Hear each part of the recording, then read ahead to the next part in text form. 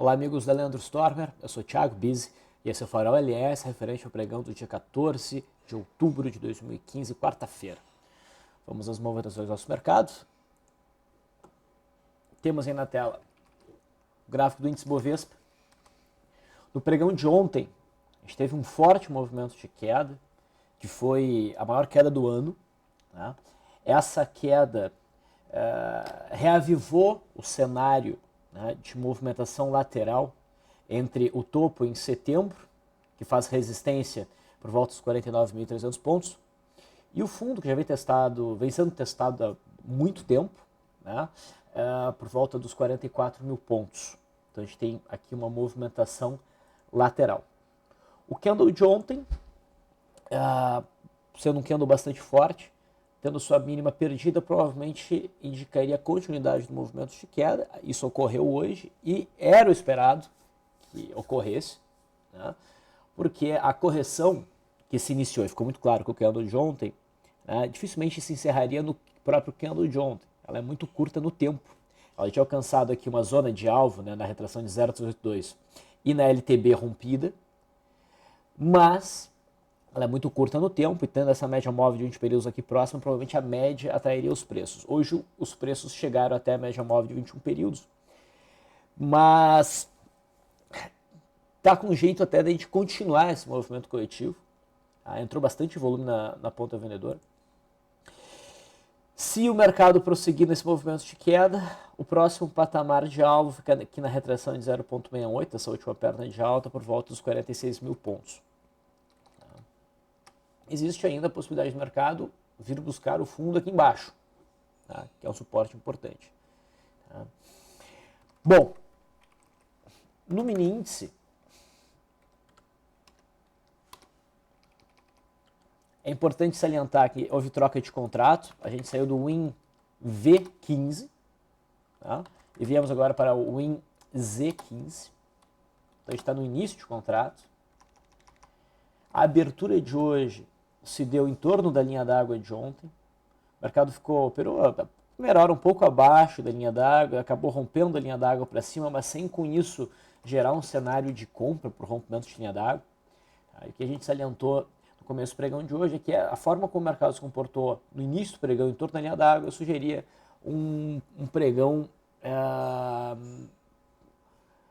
menos direcional, provavelmente, né? Sempre quando o mercado fica oscilando em torno da linha d'água, isso sinaliza um pregão menos direcional, mais difícil para operações intraday. Tá? Mas a gente tinha aqui um viés baixista que seria reforçado com o rompimento da mínima que o mercado desenvolveu nessa primeira hora, próxima da mínima de ontem. Esse sinal aconteceu às 13 horas, mas não chegou a configurar um setup de entrada, né? O mercado rompeu a mínima, sinalizando que provavelmente continuaria o movimento de queda, mas repare que o mercado estava bem arisco. Teve uma paulada para cima depois o mercado voltou a cair. Enfim, foi um pregão ruim, onde no índice nós não tivemos nenhum enquadramento. Para o pregão de amanhã, quinta-feira, a expectativa é de manutenção do movimento de queda. Tá? E a gente deve, do ponto de vista comprador, ficar de fora, considerando operações de swing trade, tá? Enquanto o mercado não fizer um sinal bem consistente de reversão. Tá? Voltando aqui para o gráfico do índice Bovespa. Aqui não é um ponto, a não ser que o mercado reaja com um candle bem forte amanhã, indicando que isso aqui foi só um pullback na LTB. Tá? Então a gente teria que ter um candle vazado, bonito, com bastante volume para equilibrar com esse volume alto que a gente teve no dia de hoje. Enquanto isso não acontecer, é melhor eu ficar de fora, porque a gente estaria no meio dessa região de congestão. É ruim operar aqui no meio, né? A gente gosta de operar na base, ou nos extremos ou nos seus rompimentos. Operar no meio é sempre um pouco mais difícil. Tá? E graficamente, apesar de a gente ter uma ideia aqui, nós aqui da Leandro Stormer, que o mercado marcou um fundo importante, ainda a ser confirmado pela formação de um pivô, e o rompimento do topo de setembro seria esse pivô, apesar disso, o mercado ainda estabelece um viés, ainda há um viés baixista. A gente vem de um movimento de 4 meses de queda, o mercado começa a lateralizar, essa lateralização guarda ainda um pouco do momentum da queda. Tá? Então, essa região especificamente não é muito confortável para operações na ponta compradora. Se a gente conseguir o rompimento aqui nessa zona, dos 49 mil, 50 mil pontos, daí o cenário vai ficar tranquilo para alta. No mercado americano, o índice Dow Jones acionou o candle de definição de ontem, né, iniciando aqui um movimentozinho corretivo, que deve ter como alvo o topo anterior aqui em setembro, volta dos 16.735. Tá? Mas já dentro de um claro viés altista. O S&P 500 futuro também acionou o candle engolfo de baixo de ontem, que não era nenhum sinal muito forte, faz um pequeno movimentozinho corretivo, isso é positivo para a gente conseguir definir uma resistência aqui em torno dos 2012, e a gente vê aqui uma movimentação lateral, tá? Mas o índice Dow Jones, né, por já ter rompido o topo anterior, favorece, tá, na minha opinião, uma movimentação mais fraca de queda aqui e a possibilidade de um rompimento dessa resistência. O dólar, reparem que eu deletei todas as linhas que eu tinha no dólar, estava muito poluído, estava já me dificultando um pouco a análise. Tá? O que a gente pode dizer em relação ao dólar é que a gente tem um zigue-zague descendente, já tem aqui um pivô de baixo. Ontem o dólar mostrou certa força, tá? Mas nem tanto. Tá? A gente poderia enquadrar aqui o dólar no cenário de gap de fuga, mas abaixo da LTB, testando o fundo anterior, com a média móvel de 20 períodos logo acima descendente sendo obstáculo, não teve realmente um volume muito significativo para acompanhar essa ideia de gap de fuga, uma barra de ignição. Tá?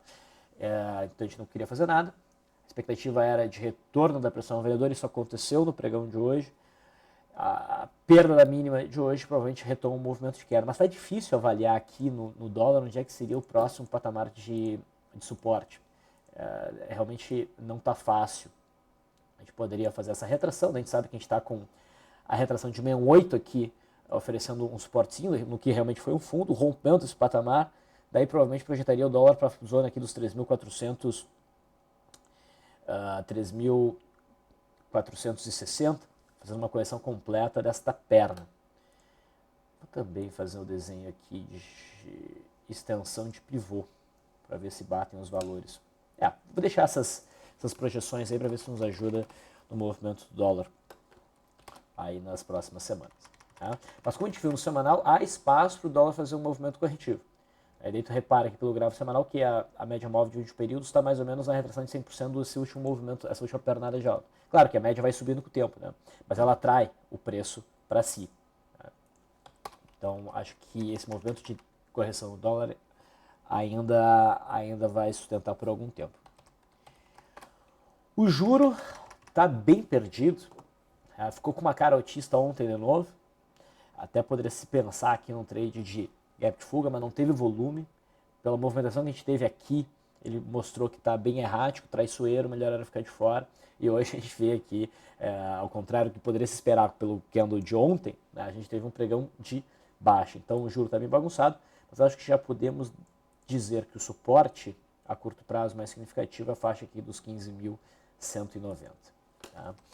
Bom, indo para as ações, a Vale 5 repicou um pouquinho, não chegou a perder a mínima de ontem. O gráfico não sugere muita coisa para nós. Tá? Eu não faria nada no ponto atual onde os preços estão. Me interessaria a Vale no rompimento da faixa aqui dos 16,40, que é esse topinho que foi formado. Tá? O acionamento desse candle como gap de fuga ficou prejudicado. Não gostei como fechou aqui. Teve boa entrada de volume. A gente está em cima desse fechamento de gap, vai se consolidando o suporte. Eu ficaria de fora. Mas a Vale 3, a forma como ela fechou, ainda favoreceria o acionamento desse candle como um gap de fuga. Tá? Então, ainda é possível operar pela perda mínima dentro da mesma... não na mínima de hoje, né, quarta-feira, mas da mínima de terça-feira, no pregão de quinta, com a mesma estratégia que a gente tinha para o pregão de hoje, terça-feira. Um estoque um pouco acima dessa máxima. Tá? Então a Vale 3 está mais propensa ao movimento de queda do que a Vale 5. PTR4 caiu um pouquinho mais, começa a romper essa zona aqui que era um suportezinho, mas também nada muito significativo. Pode buscar aqui a média móvel de 200, de 21. Também, no caso da Petrobras, a PTR3 está mais interessante para o movimento de queda. O gap de fuga do candle de ontem foi acionado hoje, gerando, na minha opinião, a operação na ponta vendedora, e acredito que a Petrobras vai prosseguir nesse movimento em busca da média móvel de 21 períodos. Okay? Já dá, acho que, para ajustar essa resistência agora para cá. Não tem mais sentido deixar essa linha aqui, então a gente traz ela para cá. Eu também já ajustei o suporte aqui embaixo, né?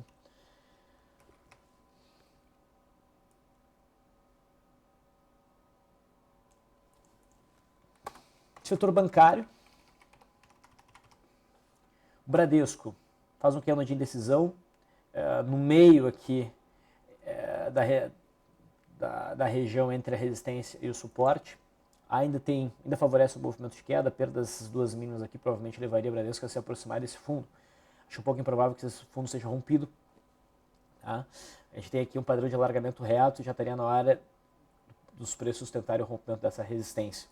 Tá? Então tem suporte bem importante aqui nos R$21. Itaú está mais forte, faz um candle de dúvida também em cima da média móvel de 20 períodos, não chega a ser um ponto que uma compra média começa a virar um pouco para baixo, existe muita sombra superior nesse candle, a melhor é ficar de fora e aguardar o cenário clarear. Talvez a gente tenha uma correção mais ampla até na base dessa congestão ou rompimento dessa congestão para cima, isso que poderia nos interessar. Banco do Brasil tinha, na minha opinião, um gráfico mais convidativo para a venda pela perda mínima de ontem. Esta mínima foi perdida, tá? Mas apesar disso a gente não teve amplitude de candle no pregão de hoje, o corpo é muito pequeno, e isso favorece para o pregão de quinta-feira, tendo o candle de hoje a sua mínima perdida, tá? Um candle amplo para daí provavelmente buscar essa região próxima a 16. Tá? Então está com uma cara ainda boa para a venda Banco do Brasil. Em relação ao setor de siderurgia, a Gerdau chegou a perder a mínima de ontem, não acelerou. Não acho que fique com uma cara boa para tentar uma nova operação pela perda mínima. Ela não se mostrou tão propensa a cair, mas é para ficar de fora. Do ponto de vista comprador, a gente só pode querer entrar nesse papel no rompimento aqui dos 6,90 e tantos ou no teste do suporte aqui embaixo. Tá? Eu mencionei ontem que Goal era um papel mais interessante para uma venda, pelo gap de fuga que foi formado. Goal acionou, mas mais ou menos como o Banco do Brasil ainda não fluiu e pode dar continuidade a esse movimento, eu espero que isso aconteça. CSNA perdeu a mínima de ontem, vai dando continuidade ao movimento de queda. Não tem nenhum suporte muito claro, próximo, a não ser o suporte lá embaixo em 3,60. Mas provavelmente o que nós vamos ter aqui em CSNA é um padrão de contração, então eu até nem acho que esse fundo vai ser testado. O mercado faz um fundo antes disso, é o mais provável. Uzi Minas acionou, acho que por 1 centavo a mínima de ontem, configuraria um cenário de gap de fuga acionado e ainda daria para pensar nessa operação pela forma como o mercado fechou hoje. É sempre interessante quando a gente tem uma barra sólida, uma barra forte, dando uma ideia de início de movimento, e ela sendo acionada ou não sendo acionada, tá? Esse próximo candle tem um corpo muito pequeno próximo do fechamento ou próximo do extremo da barra. Tá? Ainda mais quando tem uma sombra favorável ao movimento que se imagina. Então isso aqui está interessante. Bastante, inclusive, no intraday. Tá? Uma eventualidade de rompimento de linha d'água, etc. Repare que o fechamento de hoje foi igual ao fechamento de ontem. O suporte segue aqui em 3,11. Em relação a outros papéis, não tem muita coisa para comentar hoje não. Ambev, nós vimos ontem fechando em cima de uma zona de suporte em 18,60. Era um papel que se enquadrava bem para um trade guerrilha no pregão de hoje. Esse trade de guerrilha seria uma operação curta de swing trade, geralmente. E tem 3 tipos de entrada, depende de como o mercado se comporta. A mais usual é a entrada a partir da violação da máxima da primeira hora, nesse caso, para ser um cenário de compra. Mas a Ambev não acionou esse cenário de guerrilha. Teve uma abertura bem bagunçada. Tá? Meio-dia e meio rompeu a zona dos 18,50, que era um suporte importante, E o rompimento nos interessava para uma operação de day trade, mas o rompimento aconteceu com baixo volume, não foi confiável. E de fato o papel não andou. O papel voltou num bom movimento de alta e daí no fechamento a última hora foi de pressão vendedora. Ficou esquisito. No final das contas, se a gente for olhar ele pelo gráfico diário, e também para dizer pelo intraday, o suporte foi rompido. E agora a expectativa é por manutenção desse movimento de queda, vindo buscar agora a zona, tendo como alvo a zona aqui dos 17,35. Então deve estar sinalizando a continuidade desse movimento de queda. Outro papel que a gente acompanhou de perto hoje foi o Brasil Foods. Brasil Foods sofreu uma pressão vendedora importante nos últimos pregões, que trouxe o papel a romper esse suporte dos 68 e ele estava testando a média móvel de 200, que poderia ser o suporte. Ele segurou, mas olha a insistência das sombras superiores, a predominância de corpos pretos ficou com cara de uma ilha. E essa ilha está sendo rompida para baixo hoje, do ponto de vista de gráfico diário. Só não fica tão interessante para uma venda, porque a gente está bem distante da média móvel de 21 períodos e já muito próximo do suporte, que é relevante, em 63,50, 63,40. Claro, o mercado pode prosseguir, romper essa região e vir buscar lá os 59,80 dos R$60. Mas aqui é um suporte bem importante e eu não me animo a buscar essa venda em swing trade. Tá? No intraday, a gente acompanha esse papel para ver se ele rompia os 65,50. E o rompimento ocorreu, assim como em Ambev. Mas ocorreu também sem volume nenhum. Tá? Então a gente acabou não fazendo a operação. Mas nesse caso, a operação teria fluído bem. Chamou a atenção a STC3. A STC3 teve um início de pregão bem bizarro, na verdade. O papel deu uma disparada, entrou em leilão, abriu aqui embaixo, deu uma pancada na direção oposta. Enfim, foi um dia bem esquisito. Mas no gráfico diário, o que a gente percebe? Que a média móvel de 200, que é um obstáculo, e esses fundos anteriores aqui, que ainda estão na memória do mercado, pelo jeito, esse patamar foi testado. Se formou uma barra de reversão com bom volume. Isso agora deixa o cenário mais convidativo para um movimento corretivo, em busca da média móvel de 20 períodos, em busca dos topos aqui rompidos em 14. Mas, claro, a depender da perda da mínima do pregão de hoje. Itai 11 é outro papel que chama atenção.